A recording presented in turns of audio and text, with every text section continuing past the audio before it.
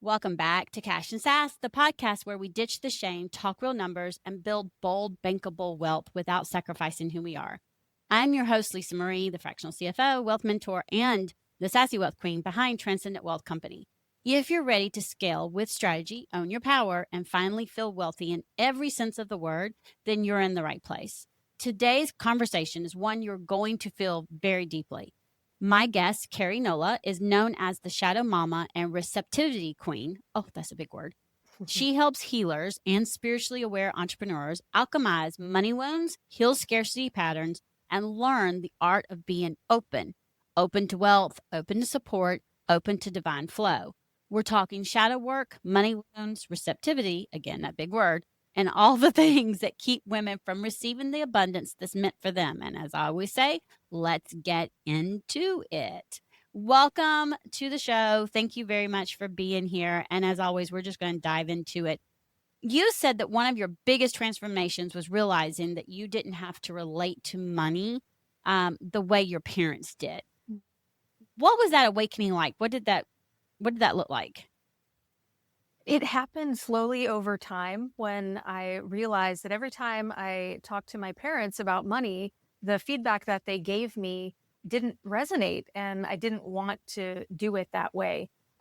They had plenty, but were still afraid that they wouldn't. And all the decisions were very much about holding it tight and, making sure that it didn't go away. And I didn't realize that I even had a choice about it. I thought, in my younger years, it's like my parents knew best, and there must have been something that I was missing. But over time, it clarified to me that I get a choice, and I can consult with other people about different ways to relate with money. So it wasn't like one aha moment. It was like over time, it not feeling good to me and talking to other people that seemed to have different ideas about it. I just began to adopt their perspective and to also create my own based on what I value and what is true and works for me. I love that because you brought up the value of what that looks like for you. And how can someone tell if they're living out, inherited money wounds instead of their own values? Like I didn't even realize that I was doing the same thing. And until one day, it just kind of was there. Right. But how have you noticed that someone would be able to recognize that? Yep. Well, I would say assume that you are living out inherited money patterns until otherwise clarified. And I will say here, there are some really great money patterns that are good to inherit and that work and that are true. The ones we want to be on the lookout for are the ones that are creating struggle and scarcity. So, any place where you are suffering or struggling with receiving money, resources, the enoughness of life, those are places where you want to look. What am I believing about what's possible? And where did I get that from? Because our beliefs are not facts. But they become facts if we buy into them. So Right. I think that's a really powerful question we can ask ourselves. Like, is that true? Where did I get that from? If something else were truer, would I want to know that and believe in that and see what happens if, like, what happens if you believe this, because that's everything that's in your current reality. And if you want a Right. new experience, we'll need to upgrade those beliefs to things that get you a different outcome. Right, right. Well, and it's like I say that, the first step in changing it is recognizing where it came from, right? Looking at what your first thought was of, and okay, is this serving me? And if it's not, what would? I ask my clients all the time, if you could write any money story, what would be your current one? Is it would you be managing the money the way you're managing it now, or would you be managing it differently? Would you think of money the way you think about it now, or would you think about it differently? Majority of the time, we all say we would do it differently. And recognizing that and being able to acknowledge that, I think is, in my opinion, is the first step, because that brings awareness, right? And then you're able to say, okay, now I need to be very clear. That's the first step. of many. It doesn't get resolved overnight, just like that. That Yeah. 9 out of 10 times you are going to do some deep, deep work. I've done it. It's somatic work, maybe shadow work, whatever. You're going to do some deep work because, again, it's been a proven fact, just like with any other trauma, just like money, it can go 7 generations back. And so I think it's really, really important that we recognize that that's not the one and only step. However, I believe it's the most important one to start with, because if you're not at least aware and recognize it, then you're not going to be, it won't matter what other work you do, right? Because you still have this block on Right. even being aware of it. Yeah, it's like you've got something in your blind spot. To me, that's what shadow work is. It's illuminating the blind spots. And the cool thing is, it's not just the hard, bad stuff that's in the shadow. It's also our gifts. It's also our like innocence, our wonder, these things that we've often tucked away because we were, you know, uh, related to in this world in a way that doesn't really resonate, but we didn't know there were any other choices or options. So we need to excavate all of that goodness that's in there and rediscover how we can get curious about other ways of doing things. So I'm Mm-hmm. absolutely with you right there. Awareness is step one. And Mm-hmm. depending on how much work you've done or what you've uncovered before you have that awareness, sometimes it's like an aha moment that can really send a ripple. But most of the time, absolutely what you said, it's not pretty. It's messy, it's Mm-hmm. hard. And I think that's why a lot of people don't do it and they stay in Right. suffering around money. They just Because believe it's more like, comfortable. yeah, they don't want to do the work. They just want this easy, quick fix. And even that, I'm sure you know that there's people that get a windfall of money. Maybe it's an inheritance, maybe it's winning the lottery or something. And they often blow incredible amounts of money that you would think, how does that happen? How does one go from barely having anything and making ends meet to having all of this and blowing it? It's like, well, you have to live in a nervous system that knows how to be the steward of certain amounts of wealth. And that Right. takes Right. time, right? And practice. And Well, I mean, yeah. And I tell people all the time, it's like, look, if you can't manage 50,000, then you're not going to be able to manage 1 million. Because if you're in that scarcity of how you manage 50,000 or 100,000, then you getting 1 million is not going to be any different, because you're still in, it doesn't change because you haven't changed how you look at it and think about it or how you manage it. So the amount isn't, yes, that's a lot more money, and you're still going to be broke because you haven't changed how you manage any of it. yeah, and you don't And have the honestly, a lot of skills. it starts with the nervous system, right? Mhm. You are known as a queen as well. I'm the sassy wealth queen. Y'all all know this. And you're known as the receptivity queen. God, that is such a big word. Uh, why do so many women, especially healers, struggle with receiving? Well, I want to give you a little background about where this came from. So my program Okay. was originally called the Abundance Activator, and it was, cute, had a sass to it, and I loved it. But what I noticed is everyone thought that abundance only meant money. They didn't realize that abundance is so much more than that. Everything. It's all of Right. it, right? I think of it as like the enoughness of life. And Yes. it's like you can't be open to money if you're not open to love, to health, to like your well-being. There's so many ways that opening is required so that you can connect to the abundance. So I had a client tell me once, after I work with you, I'm always more receptive to life. I'm more open to what's for me, whether it be feedback or somebody opening a door or a new client coming in or somebody paying in full that has historically, had trouble affording my services. And that's where it clicked for me. Receptivity is the precursor to having what is ours. Like we have to be receptive to it, we have to be available to it.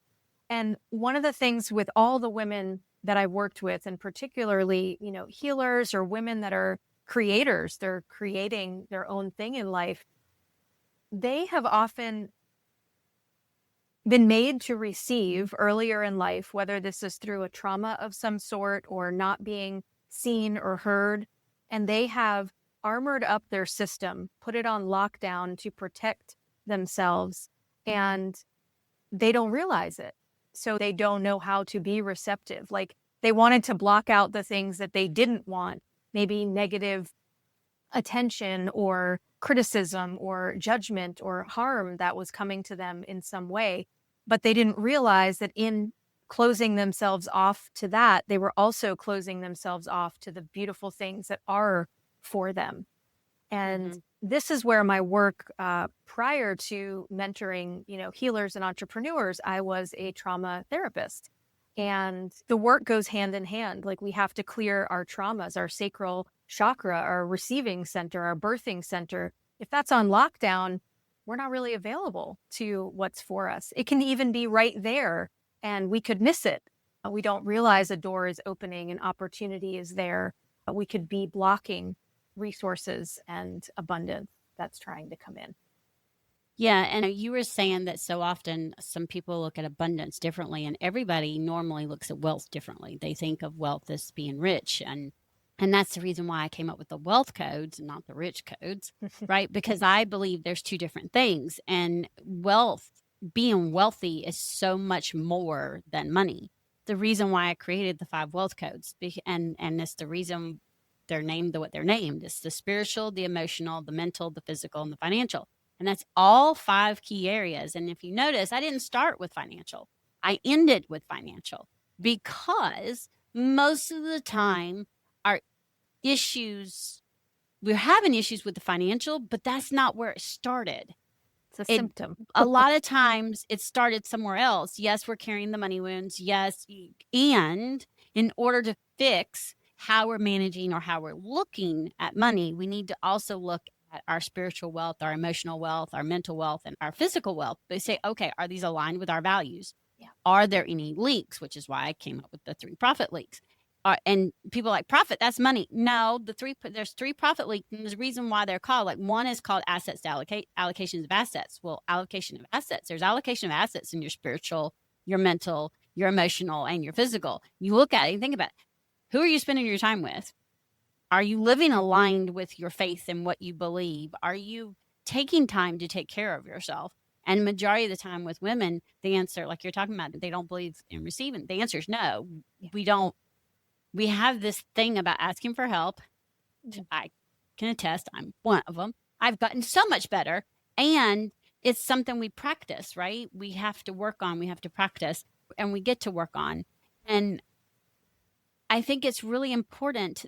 And I love the way you changed it, because being receptive gives you the abundance that leads to being wealthy, right?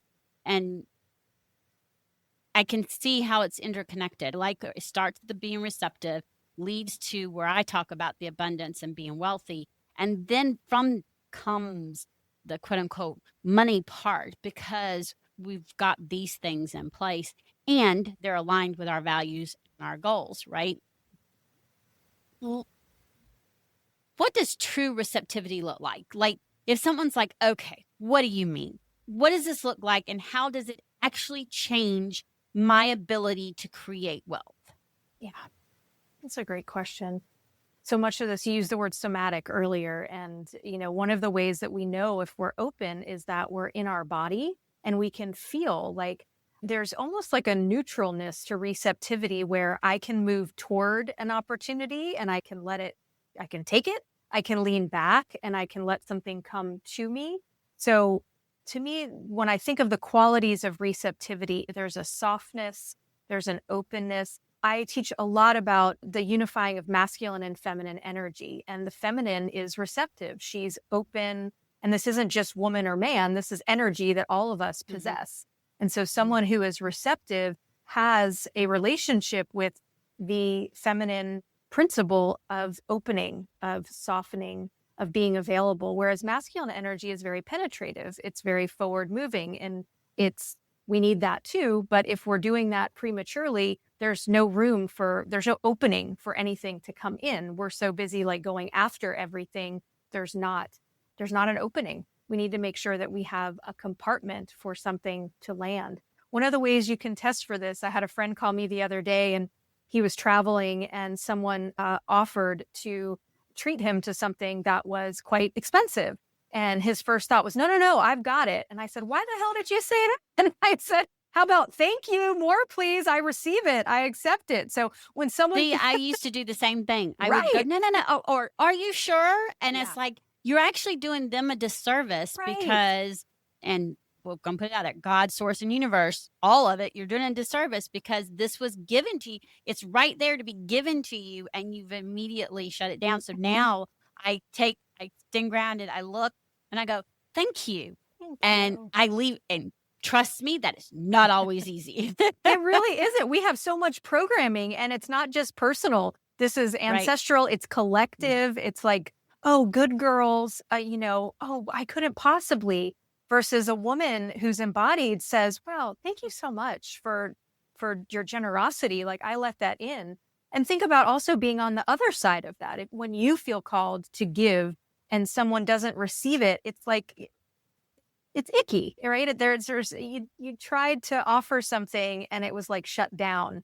So the other place is compliments, especially as women. When someone says, oh my God, your hair looks amazing today. Oh God, I just got out of the shower. Really? Yeah, right. I love your dress. It's like, brushed it, they're like, I love your dress. Where did you get that? Oh, this thing, my sister passed it down to me, versus like, thank you. Right.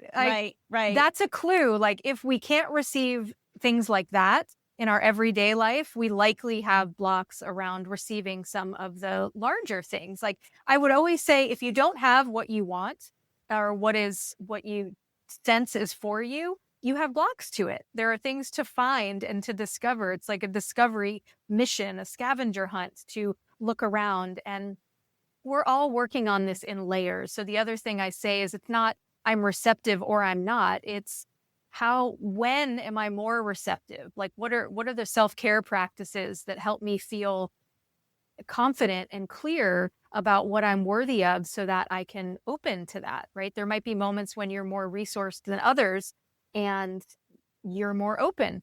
So you can do those practices on a regular basis to help nurture that opening and that receptivity, so that it's available when you need it. And I love that you brought in, like, other aspects of abundance, like who you're spending your time with. If you're around people that are very scarce and they're very fear-based, this could be your partner, it could be a family member, it could just be your community in general.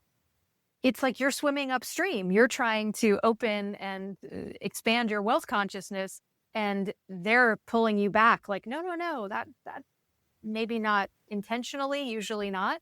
But if you're the one who's planting that seed of a new level of abundance, you need to be really aware that that's your role, and really choose that, and not let yourself be brought down by these other more fear-based illusions that so many people are stuck in. Yeah. And, we've heard it time and time again, right? In the business, you are the top 5 people that you hang around with. Yeah. Right. And it's true. And just like, I was talking about the other people, I don't watch the news. Same. And the reason why is because I noticed how it was affecting me emotionally and mentally. Notice those are 2 of my wealth codes. It was giving me anxiety. It was making me angry. It was making me mean. It was making me just, I was like, and I couldn't figure out at first that that's what it was.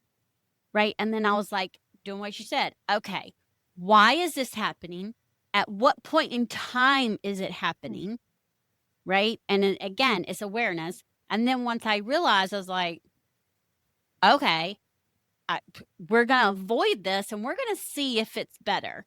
And I swear it was like night and day, because we don't realize, if I do watch the news, it's sparingly, and it's only my local news, and it's the first 30 minutes. I do not watch the next 2 hours of news, because news starts at 4 or either, then goes on to like 7:30. No, because it's the same thing, right? And a lot of it is negativity. We don't realize it. A lot of it's negativity. And it affects how you think and the way you see. And for me, at least, I noticed more of what it was doing. It was making me angry. It was giving me anxiety. And I didn't like it. I didn't like it. So my boundary and how I was making sure I was aligned in my mental and my emotional wealth was, I'm just not going to watch all this news. And that's okay. And if you realize that you're okay watching it, great. I realize I'm not, and this is aligned with my emotional, my mental health. The key is being aligned with your values and your those 5 wealth codes. It's not going to be exactly the same for everybody, right? And I'm sure you've even noticed that, right? Like with the receptivity and the shadow work, there's going to be some similar, but it's still going to be different for each person. I'm so glad you brought that up. That's one of the things that, aggravates me the most about this kind of work is like giving people They a think it's cookie cookie cutter cutter. plan. Yes. And it's like, no. And I have the same issue. right. Yeah. This is why we're connected here, because it's so frustrating. And then I have to clear people. They come to me and they're like, well, so-and-so said, just do these things. And I said, well, how did it go? And it's like, it didn't go well. And I said, right, let's look at your unique energy pattern, your history, how you're running these belief systems. And sometimes there's commonalities, like you said, but some person needs to clear this wound before they clear this one. And then they clear this one, and then they don't need to do this one. And, it works a lot better when there's individuality and just honoring of everyone's path. Yes, there's general, I have a foundation of principles Same like way you're like mentioning. I do. I have a foundation for building Yeah. the money roadmap and helping you with those 5 wealth codes. And it's different for each person because each person has different values. Each person is starting in a different place. And so often when they come to me, they're like, oh, well, I was just told to print this off and do this. And I was like, and is it working? No. And how are you going to be different? Because I'm going to start where you're at based off of your values, your goals, your lifestyle, your business, not 50 other thousand people and businesses and lifestyles. Because again, you're not me. So what my values and my goals are going to be different than you because we're each in a different season or our own season of life. And there is no right or wrong. It's just that's the reason why cookie cutter doesn't work. You know what I mean? It's just like a strict diet. There's a reason why it doesn't work. Yeah. It's because we're trying to tell everybody you need to cut all of this out. Well, no, that's not what you need to do. You've talked a lot about the shadow work. And so I want my listeners, and I'm familiar with a little bit of it, but I want my listeners to understand, how does shadow integration directly affect 1, receptivity, and 2, financial abundance? Yeah. Well, I hinted at it a little bit earlier. The principle of shadow work is illuminating that which you currently can't see.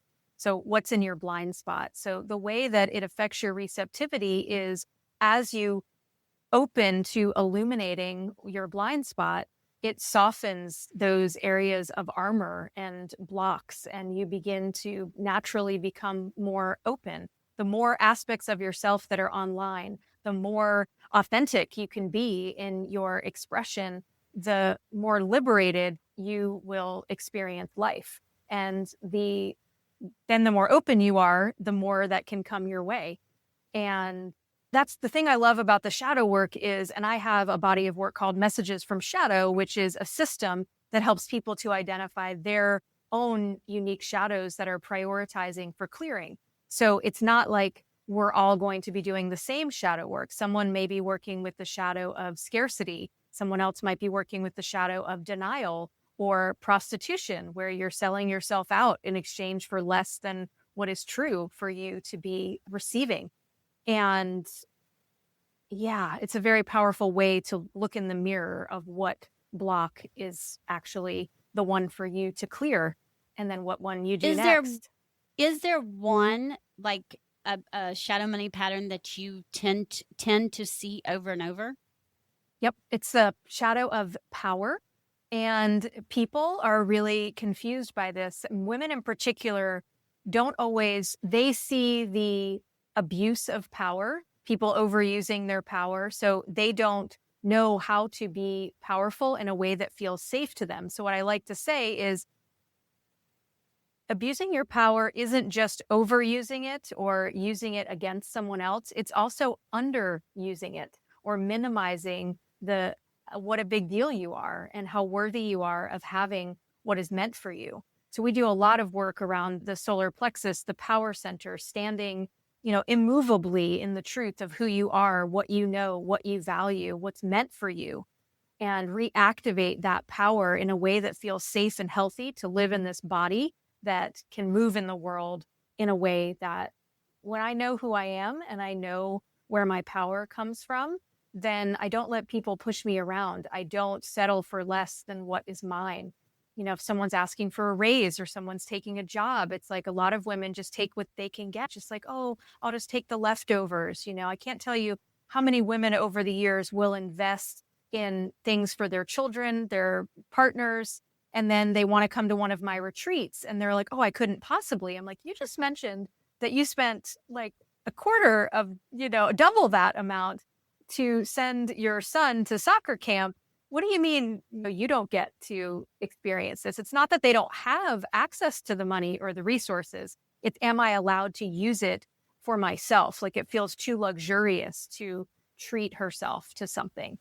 And yeah, when you do this shadow work, you start to catch those things. And being in your power is, I find, a really powerful place to be able to call that out and not be controlled by it. Like it still may feel really vulnerable to make a decision that treats yourself to something really special, but it won't control your ability to say yes to it if there is alignment for you to do it. I love that. And I'm curious, what do you wish women understood about having wealth without sacrificing their humanity? Because I think that this is something I see a lot. Like a lot of times they believe, at least when they're coming to me, they believe they've got to work hard or work harder in order to deserve it. And I'm like, no. And I think it's important for people to realize that they can have it and they don't have to sacrifice their humanity. Yeah, absolutely. I call this the difference between expensive money and aligned money. Expensive money means you have to hustle. Aligned. Keyword, aligned. I've There been it saying is. that, Ding, y'all. ding, ding. I literally just sent a text out this morning about alignment. And so we're aligned. we're aligned. Yeah, it's like, how expensive is the money that you're making? Like, is it worth it? To me, I would rather, experience ease and joy and pleasure. That's aligned money for me. Like, how much does it cost you to make the money that you're making? And if you knew that it could be easier, would you be willing to give yourself that?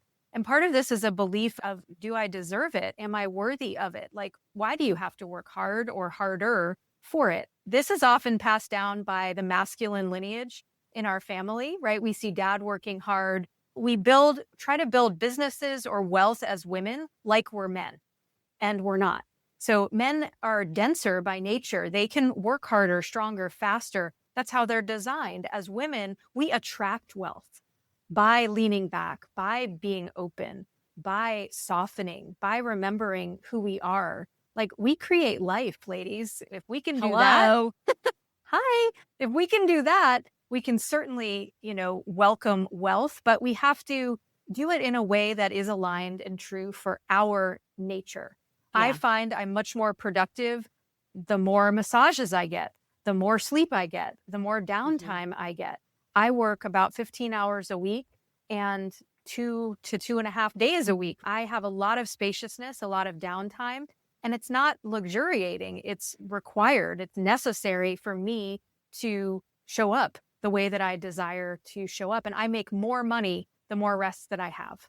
Like, these stories, they're myths, they're lies that we have been told. You begin to make shifts and then you pay attention to what happens. In my receptivity portal, we have an abundance tracking process where we're tracking what's coming in based on the inspired actions that we're taking. So we have evidence to see, when I do this, what happens, right? And that's not just tracking money that comes in, that's tracking any abundance. Any abundance, creative downloads, just ideas, resources, health. How do I feel? How much am I sleeping? All the different areas, because our mind lies to us constantly. I realized really early on in my career that when I'm working with my clients, I have to ask them, like, are you one client away from being homeless? You're awfully terrified that if you don't get more clients, you're acting like you're going to be homeless. Tell me more about the situation you're actually in. Most of the time, their partner has a job, their bills are paid, they want clients, and it feels like life or death if they don't get them, but they don't actually need it. And that's the other thing to track is what is your mind doing to you? Is it bringing you to being terrified when that's not actually true or necessary? Because fear is very powerful, and then it actually creates more closure and contraction and leaves you less available to what you're actually wanting to attract and let in. I love that. And it's so true in so many ways. Y'all, we could go on because I have so many more questions. And for time wise, but this has been pure gold. Your approach to money, in my opinion, is very healing and grounded and just so needed. Can you tell the listeners where to find you? And if you could share more about your money date journal so that they can begin to, deepen your relationship with money today. Please. Absolutely. You can find me at kerinola.com. That's my home base. And I'm so excited. Years ago, this money date journal, I was its first user. I was tired of this feast and famine cycle with money. And it was New Year's Eve of 2014. I was literally on my knees like, God, universe, source, anybody that can hear me, please show me what I'm missing. And I began talking to money in my journal daily for a year. I made a commitment that I would do this, and I would see, like, I wouldn't expect that my relationship with my partner would get better if we never spoke about anything, if we never shared our dreams, our hopes, our needs with each other. And so when you can relate to money in a way that's relational, you can see Mhm. where you're dropping the ball. Oh, and maybe money's reflecting that back to you. I found so many places where I wanted money to show up for me, but my head was in the sand and I wasn't dating money. I wasn't flirting with money. I wasn't letting money know what I needed. I was just pissed at it all the time for not doing what I wanted it to do. And I was incredibly controlling. So the money date journal came out of my own journey with that. And I have never gone back to that feast and famine cycle since I devoted myself to these practices of relationship. And it's totally free on my website for anyone who wants to download that and see what happens. I love hearing Download everyone's it. story. I'm probably going to even download it, y'all. Okay. Come on now. And of course, for my ladies listening, if your relationship with money feels emotional, messy, or distant, then it's your sign to get aligned. There goes that word again. Book a wealth alignment call and let's identify your money leaks, shift your patterns, and build a financial system that feels supportive and not stressful. And the link for her website and, of course, this will also be in the show notes. And just go do it. Take the step. Go do it. And until next time, remember, confidence and cash are the ultimate power duo. Go check in with your money. And as always, have a fantastic and wealthy day.